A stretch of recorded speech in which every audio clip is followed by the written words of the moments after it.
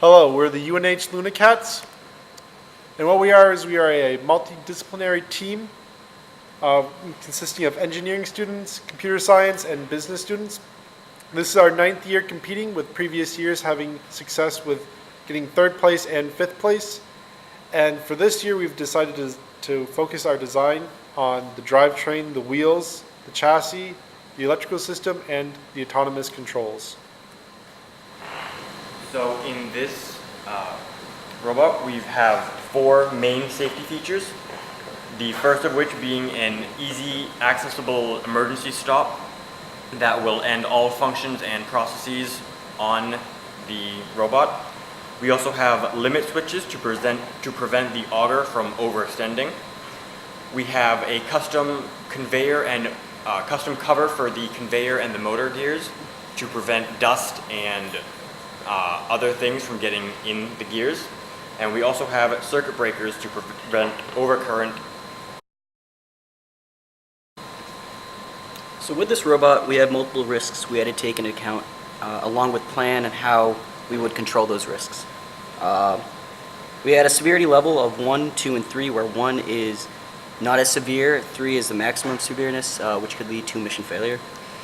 The first hazard we noticed was project incompletement with a severity level of 3, where the team planned on avoiding this by meeting late nights and working hard to make sure we stay on schedule. The second is wheel failure. Extra wheels will need to be brought to the competition to prevent this from causing a severity level of 3. Motor failure is another hazard. We plan on avoiding this by testing stresses, which we had done, and having motors brought with us to competition.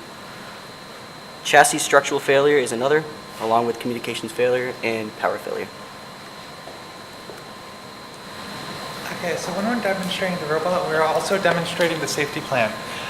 In order to make sure that everyone is safe while we're demonstrating the robot, we're trying to use the remote control, limit the use of the auger, and also observers will stay at least 2 feet from the robot while it's activated.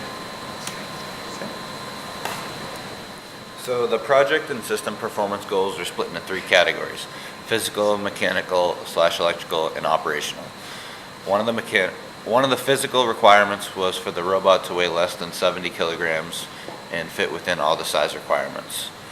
A mechanical and electrical system performance goal was to be able to overcome obstacles the robot encounters on the course, and also to get out of a ditch without popping a circuit breaker. An operational system performance goal was to receive sensor information to the robot every 2.5 seconds to reduce bandwidth. Our design philosophy was to build a robot that would qualify for the competition by meeting all of the NASA requirements and mine at least 1 kilogram of icy regolith from 30 centimeters under the topsoil. One of our goals was to minimize the costs and weights by avoiding materials that were expensive and that were unnecessarily heavy. Our big improvements from the previous year were to enhance the drivetrain, use a better wheel design, and redesign the chassis, as well as implement autonomous operation. So one of the analyses that we did this year was on the mining functionality of the robot. So after last year, we realized that the auger and conveyor mechanism was very efficient at digging and was actually one of the best. So we decided that we wanted to keep it and try to improve upon it. So what we ended up doing was we moved that from last year's chassis onto this year's chassis, making minor changes. One of the biggest changes that we did make, though, was to the actuators. Last year, one of the things we noticed was the actuators weren't synchronized correctly, so one side would actually raise and lower faster than the other. So what we did was we bought new actuators and readjusted everything to make sure that the auger would raise and lower at the same rate on both sides to prevent any mechanical failures. One of the first alternative designs we did for the robot this year was to get rid of the old rubber wheels that you can see in the top picture. These wheels seem to not work so well in the competition, in the sand, and the terrain. we decided to change those into more lighter, deformable, and hollow wheels that you can see in the bottom right picture.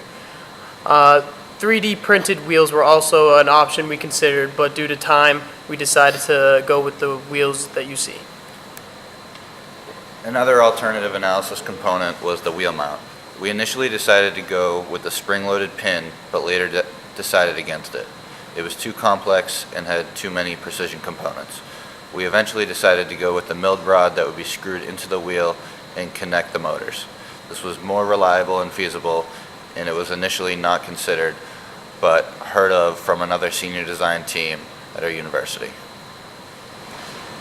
So our design process this year was to first design the wheel mount in SolidWorks, which we had milled out using a CNC machine on campus, and it's made with aluminum stock. We also designed the chassis in SolidWorks and had it made by an outside welder. The wheels are mounted with the CNC screw plate. New actuators were installed to extend the reach of the drill, and we attached those to the robot. We also made a conveyor motor cover, which was designed with SolidWorks, and we 3D printed it on campus. Final design for the drive portion of the robot included three main aspects: the chassis, the wheels, the drive, and the drivetrain. Chassis is made out of hollow aluminum 661, which had a low cost and density but a very high durability. The wheels, as stated before, were kayak wheels. They're designed to deform and compress to the terrain, increasing surface area and increasing traction, and they were modified to securely attach to each of the axles. The drivetrain included 4 VEX bag motors with a 100-to-1 gearbox ratio for each of the wheels. The axles were specially designed and built to connect each motor to each wheel, and motor mounts were also designed to connect and keep each of the 4 motors stable.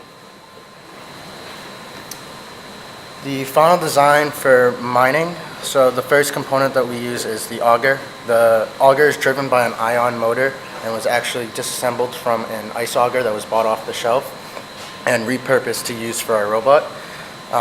This auger is raised and lowered with actuators that are lifted with ball screws on the sides.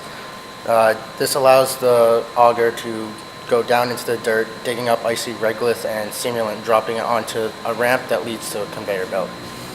Along with the auger, we have 2 actuators that raise and lower it. Those are powered by a 12-volt battery voltage system, and they have a capacity of 150 pounds speed load.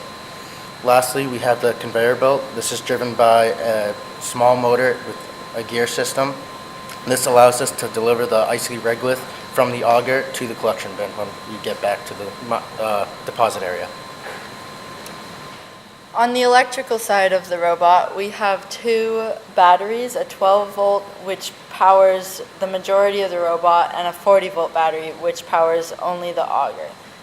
We also have 2 electrical boxes. The one you can see here is the power box, which contains the power relay, the power controllers, the emergency stop button, and the circuit breakers, which protect the robot from overcurrent.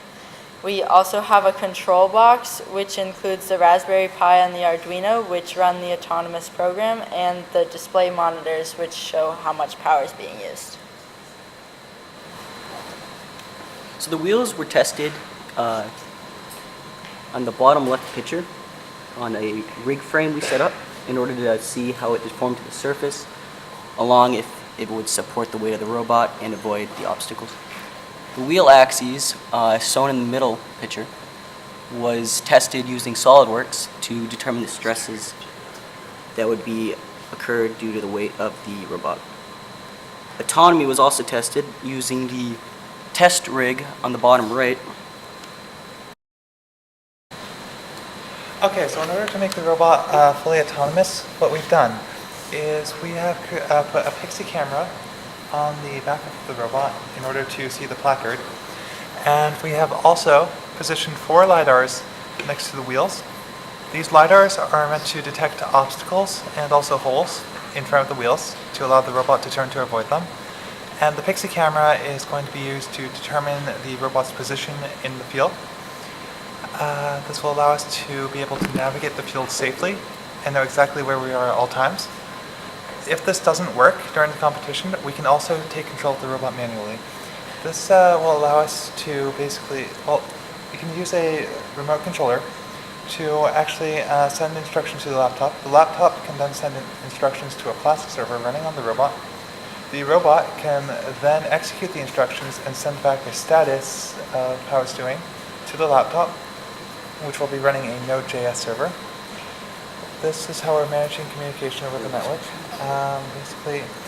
Additionally, if we need to test any of the features later on, we're storing all of the information we get from the robot and also all the commands we're sending it on the MongoDB server running on the laptop. This will allow us to also test it in a virtual robot field simulator that we have created. So this year we decided to change up the drivetrain, which instead of going for 2 motors with chains, we went to 4 motors with gearboxes, and these gearboxes help to increase the gear ratio, and the new motors help to increase our torque. We also went from the old solid rubber tires to these new kayak deformable tires, so that they reduce weight and they offer more traction due to the ability that they can deform to the terrain. And then our big thing that we focused on this year was the autonomy, which we did by adding some sensors to track the location of the surroundings and a camera just to monitor the entire field. So for future improvements, we have laid the groundwork for the autonomous code to be improved upon, as this is our first year attempting to have the robot run fully autonomously. We have also laid the groundwork for a better sifter and auger mount. We will also be leaving behind $5,000 for a starting fund for the next year's team to allow them to buy their parts earlier and not have to worry as much about their budget for the next year. So the purpose of our project management is to monitor the team's budget, schedule, and risk. Our faculty advisor is Professor Maywin Thane. We also have 2 graduate advisors, Jesse Fang and Matt Westbrook. Nate Tetro is our senior project lead and CEO. And we also have drivetrain, chassis, electrical, and programming leads, as well as organization leads, Chief Financial Officer Ashley Apostolos, and social media and outreach. So for our budget, majority of it comes through the department, but we also get some funding through grants and sponsorships. And all of our income that we spend ends up taking out of the senior project budget and gets reported to the CFO to make sure that everything is accounted for and that we have enough money in the budget to keep the robot running. As you can see, this is our team schedule. It has dates including one to order all the parts by, one in which we wanted to have the first iteration built by, another for the competition days, and finally for the project completion date, in which the project has been passed off to the underclassmen and the robot has been unpacked at UNH. Lastly, this is our schedule for the NASA deliverables. Again, we have all those 4 dates, but we also have a schedule for when we plan to work on the project systems engineering paper and other deliverables like that.